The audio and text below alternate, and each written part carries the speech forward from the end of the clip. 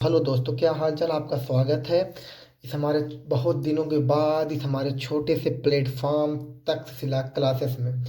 जैसा कि मैं वही हूँ जो कभी कभी आपको दिखाई देता था, गौरव भैया। ठीक है, तो यार मैं आज आपका क्लास 10th का हिंदी का मॉडल पेपर लाया हूँ, जो आपके बोर्ड द्वारा जारी किया गया है मॉडल पेपर। मैं वही मॉडल पेपर आप लोगों के लिए लेकर आया हूँ। ठीक है, आपके वेबसाइट से निकलवा के। ठीक है, तो यार देखते हैं इसमें क्या क्या है। ठीक है, देखो क्वेश्चन कैसे हैं, कैसे क्या किया जाएगा। देखो पहला है, देखो हिंदी का मॉडल पेपर है ये आपका। सत्र 2025-26 का है, कक्षा 10 का है, विषय हिंदी का है। पूर्णांक जो है आपका 70 नंबर का है और 30 नंबर आपको प्रैक्टिकल में जो मिलेगा। ठीक है, और देखो क्या है, समय 3 घंटे 15 मिनट, और 15 मिनट में आपको क्या होगा, ये सब पढ़ना पड़ेगा। पेपर कौन सा पेपर आया है, कैसे नहीं आया है, आप लोग कर पाओगे या नहीं कर पाओगे, ये सब पूरा इसमें है, जैसा कि है ना। तो देखो 15 मिनट पढ़ लो। और प्रश्न पत्र को तथा खंड ब में विभाजित है।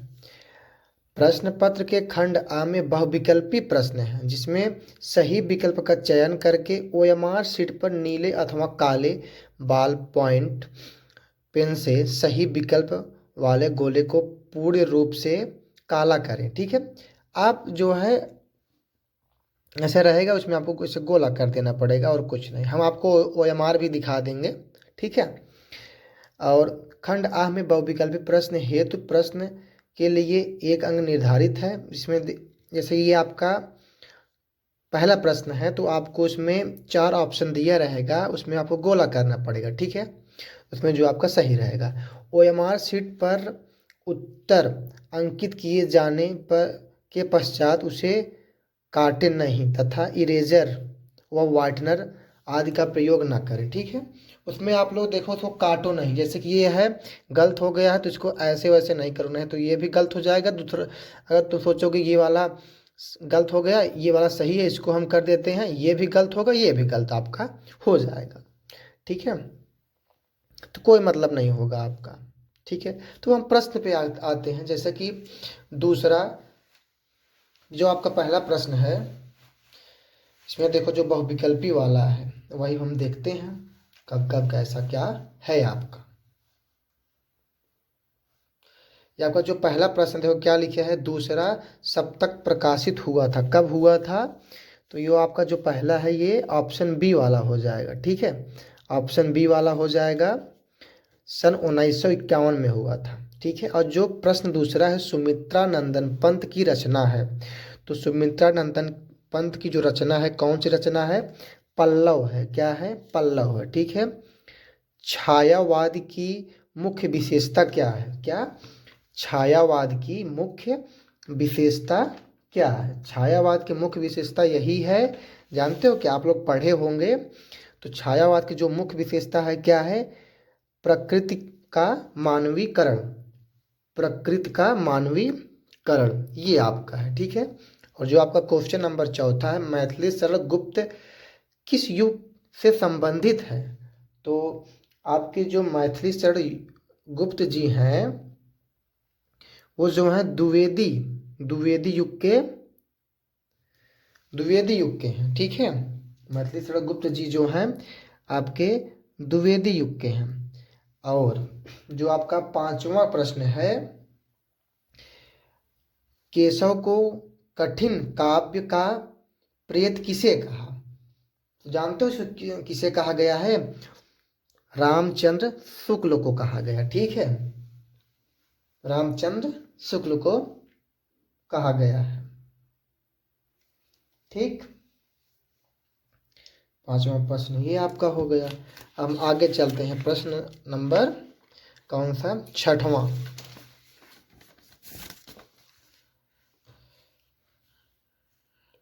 देखो छठवें में क्या है,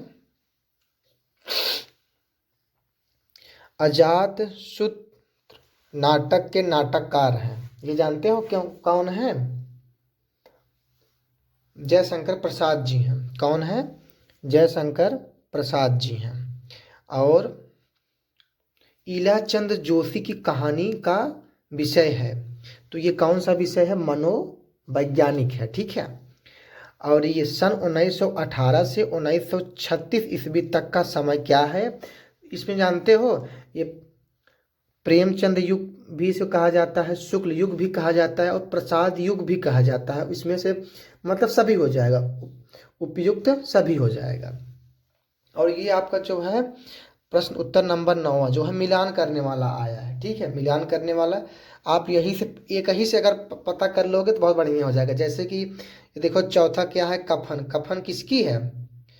प्रेमचंद जी द्वारा रचित है। तो देखो पहला का में जाएगा, तो देखो चौथा का में जाएगा। ये जो चौथा है कफन, ये का में जाएगा, तो देखो ये चौथा का में हो गया, तो इसका उत्तर क्या हो जाएगा? पहला, ठीक है। तो जैसे कि मैला आंचल किसका है? ये मैला आंचल है फरीडेश्वर नाथ रेणु का है। और चित्रलेखा किसका है? भगवती चरण वर्मा का है। उसने कहा था, ये किसका है? चंद्रधर शर्मा गुलेरी जी का है। और कफन किसका है? मुंशी प्रेमचंद जी का है, ठीक है। तो पहला ऑप्शन आपका सही हो जाएगा दोस्तों। हाँ, तो और हम देखते हैं निम्नलिखित में से उपन्यास है। जानते हो उपन्यास क्या है? देखो उपन्यास जो है सेवा सदन भी आपका उपन्यास है, और ये भी है विराट की पद्मिनी भी आपका है, और चित्रलेखा भी आपका क्या है? ये सब क्या है? उपन्यास है। और ये जो आपकी कफन है, ये कफन जो आपका कहानी है, तो इसका उत्तर क्या हो जाएगा? पहला, दूसरा, चौथा। तो आपका सी वाला ऑप्शन ही आपका ये करेक्ट हो जाएगा, ठीक है। और आपका 11वां क्वेश्चन क्या है? करुण रस का अस्थाई भाव। तो आप लोग अस्थाई भाव बहुत बढ़िया से पढ़े होंगे, जैसा कि मुझे लगता है। तो करुण रस का अस्थाई भाव जो होता है शोक होता है, ठीक है बाबूआ, शोक होता है। और हम आगे क्वेश्चन देखते हैं। ये देखो आगे वाला देखो, इसमें पूछा गया है कौन सा अलंकार है? सोहत, ओढ़त, पीठ, पट, श्याम, सलोने, गात ना। आप लोग इसको पढ़े होंगे अच्छे से। तो इसका जो होता है उत्प्रेक्षा अलंकार होता है, ठीक है। अलंकार आप लोग पढ़े हो, मुझे लगता है तो अच्छी तरह से जानते हो। तो क्या हो जाएगा? उत्प्रेक्षा अलंकार हो जाएगा, ठीक है।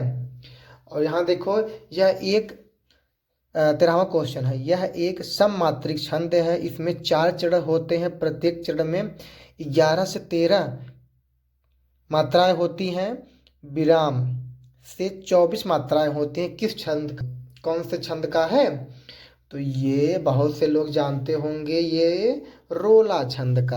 ये हो गया ना, रोला है। तो देखो प्रहार शब्द, क्वेश्चन नंबर 14, प्रहार शब्द में किस उपसर्ग का प्रयोग किया गया है? देखो उपसर्ग में क्या होता है? पहले जुड़ता है और प्रत्यय में पीछे जुड़ता है, ठीक है। उपसर्ग में देखो हो गया, तो उपसर्ग में क्या है? प्र। आपका ऑप्शन नंबर ए क्या हो जाएगा? प्र, ये सही हो जाएगा। पंचतंत्र में कौन सा समास है? पंचतंत्र में द्विगु समास है। कौन सा है? द्विगु समास है, ठीक है। पंचतंत्र में द्विगु समास है। हाँ, और क्वेश्चन नंबर 16, अर्थ के आधार पर काव्य के कितने भेद होते हैं? अर्थ के आधार पर काव्य के कुल के आधार पे कुल 8 भेद होते हैं, ठीक है। कितने होते हैं? आंसू का तत्सम रूप क्या है? ठीक है, तो इसका क्या हो जाएगा? अश्रु हो जाएगा। हाँ, ऑप्शन नंबर डी हो जाएगा, ठीक है। क्वेश्चन नंबर 18वां का क्या है? कर्मवाचक में प्रधानता होती है। तो कर्मवाचक में किसकी प्रधानता होती है? कर्म की प्रधानता होती है। किसकी होती है? कर्म की प्रधानता होती है। कहाँ है कर्म? सी, ऑप्शन नंबर सी।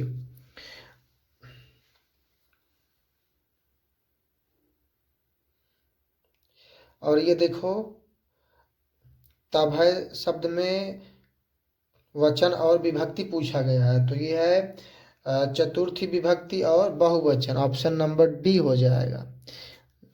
और ऑप्शन नंबर 20 और लास्ट वाला है, निम्नलिखित शब्दों में सर्वनाम है। कौन सा सर्वनाम है?